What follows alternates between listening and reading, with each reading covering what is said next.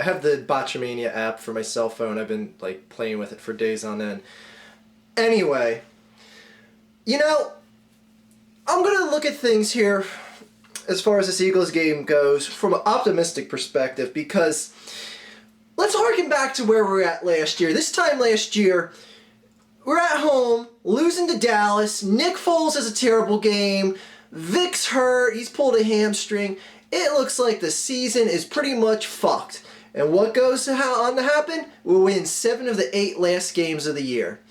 So, can we see that again this year? Because up until this point last year, Nick Foles didn't look good. Now, granted, I still don't have much belief in him being the future of this team, and I see him regressing. But you know what? Stick with the optimism. I'm going to get pessimistic on a few things, because there are a few things I have to cover that are possibly going to fuck up this game. But you know what? The O-line is back. For the first time all season, you're going to have all 5 O-linemen. Even though Harriman's is coming back to play with a torn bicep, I don't know how the fuck one does that when your bicep that is torn isn't fully healed. Props to him for stepping up and playing in a huge game, because he's gonna have to stop that big motherfucker J.J. Watt whenever he's lined up against him. Yikes, that could be fucking trouble.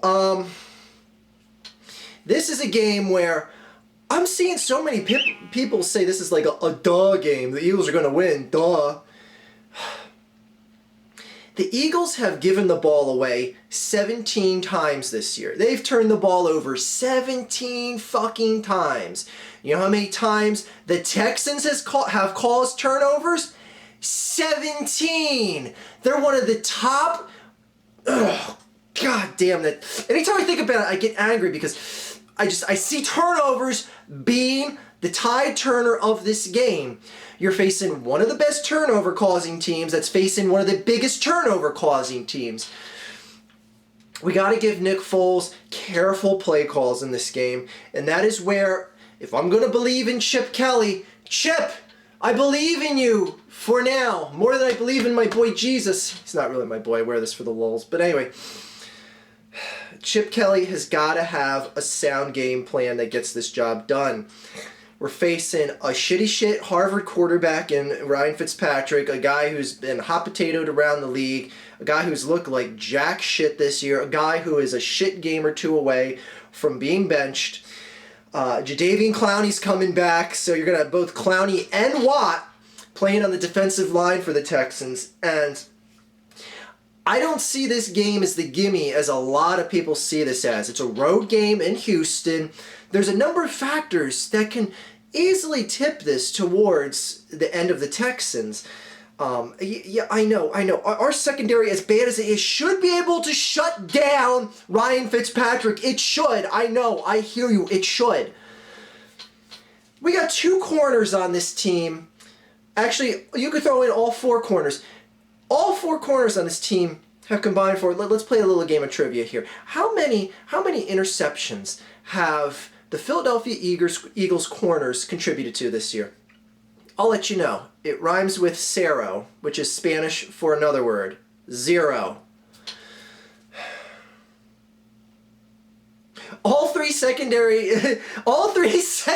turnovers, interceptions. There's Late Allen caused a turnover last week. Yeah, I call him Late Allen, not Nate Allen, because he's late on every fucking play. Late Allen caused a turnover by stripping the ball last week against Arizona and magically having it fall in his hands. Malcolm Jenkins has all 3 secondary interceptions. That's fucking terrible. We're halfway through the season and you can't get one fucking intercept. Not even one. Kerry Williams, you can't come up with 1 interception? That's fucking awful. I want this to be the game where we see those corners actually show up, besides showing up in a highlight reel when someone is fucking jetting past them. Oh my God, that fucking Brown touchdown from last week. Oh, speaking of Late Allen, could you not fall for double moves when it's a 3rd and 5 and it's pretty obvious they're not going to run the ball, and the receiver, when Brown double pumped in, And Nate Allen's like, let's try and stop the run here. Let's try and jump the route because I'm going to be a big superstar interception machine. You fucking jerk off. Anyway, what happened to the optimistic tone of this video? Anyways, let me just get past the Nate Allen portion of this video. Nate Allen has got to stop jumping routes. Well, luckily enough for us, he's probably not going to play because he's injured.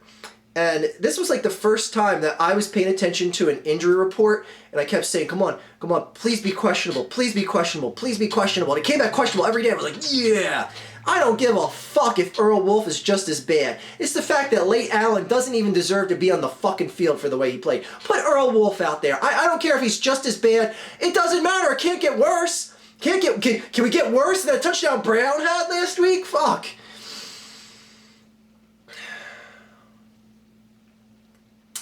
It's a very beatable team. Very beatable team. And then we go on next Monday to face another very beatable team in the Carolina Panthers, who are playing some of the most ice-cold football right now. But we'll wait till we get to that. So this is the time of the year where you can just get boom, boom, 2 wins in a row. Be safe, stay on pace with Dallas, and just ride out the year.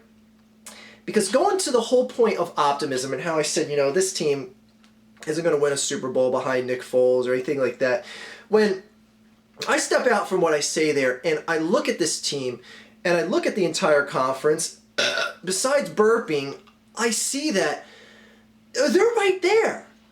There really isn't that one standout team. There isn't, like, Seattle's not running away or looking convincing along with the 49ers like they were last year.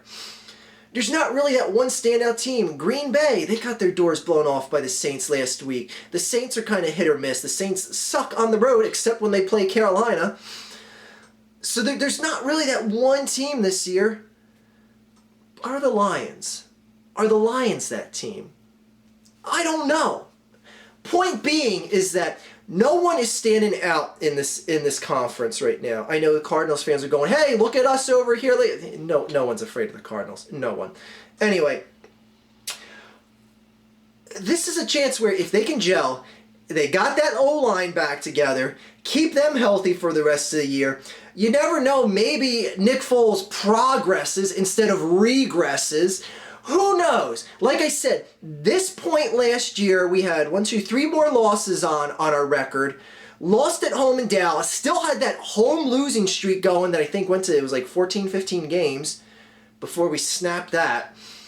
Then the next week game was that home loss against the Giants where we got 1 touchdown because the Giants hiked the ball into their own end zone.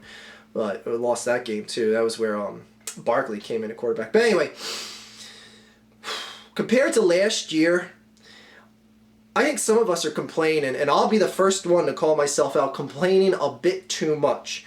Now, granted, numbers don't lie, and when you have a quarterback that has turned the ball over 12 times, and I know the quarterback isn't the entire fucking team, but he is the centerpiece that you have to bank on. You have to bank on him to carry you to the promised land. And I'm sorry, a guy that keeps dropping back in the pocket, keeps shuffling back, throwing off his back foot, doing some bad throws into coverage, getting 12 turnovers. Get optimistic, Archfiend. Get optimistic, Archfiend. Here, let me I'll just hit something on my app, and that'll cheer me up. Umanga. There you go. William Regal's saying Umanga. That always cheers me up. Anyway, this is a game that we just gotta win. We just gotta win. We just gotta find a way to win because, oh my God, if we lose this game, fucking hell. This will be my reaction if we lose the game. I'll be the Japanese table laughing at the television screen. Anyway, find a way to win this game. It's winnable on so many levels. Again, I know everyone knows how shitty Ryan Fitzpatrick is, and I wish I didn't have fucking doubts. I wish I just didn't have so many doubts thanks to this fucking secondary sucking fucking ass. I'm sorry, I'm paying attention to my app more than I'm paying attention to making the video here, guys. Sorry about that. Anyway, Eagles win this game. Nick Foles show up. Chip Kelly, show me some of the offensive genius. Show me something that's from these closed-door sessions in practice that are too scary talented to reveal to the public until game day. Because I tell you what, if I see that third down and inches shit again at the goal line, like I did in San Francisco, like I did in Arizona, and I see you not able to punch in the fucking ball, I want to see red zone points that don't come off the foot of Cody Parkey. These red zone field goals gotta stop. You ain't gonna beat a fucking team. Here's what's gonna happen. The Eagles will lose this game if they get at least 2 or more turnovers or 2 or more red zone field goals. If they do that, they will lose this fucking game. I don't care how shit a quarterback Fitzpatrick is. You cannot turn the ball over more than 2 times or have more than 2 red zone field goals. And now people are going to be, well, we turned Nick Foles threw 2 interceptions to the Giants. The Giants game was a fucking anomaly. I don't know what their offensive line was doing, but they just let everyone fucking olay them right to their quarterback, Eli Manning.